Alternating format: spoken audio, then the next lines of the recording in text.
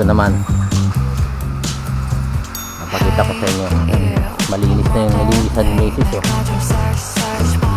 Hindi siya naglilinis, oh. Malinis na yan.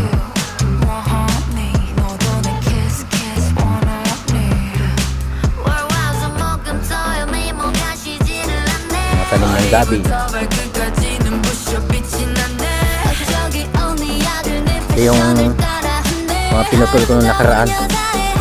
Pinutol ko na hanggang dito para pag nagtubo ulit, nagsanga ulit, maganda na ang tubo niya. Dito na ang direkto niya, hindi na pa ganun. Kasi ito nakapaganyan dito, nakakasilong dito sa mga tanim. Kaya dito ko na pinutol para pag nagtubo ulit, direkto na yan pa ganun.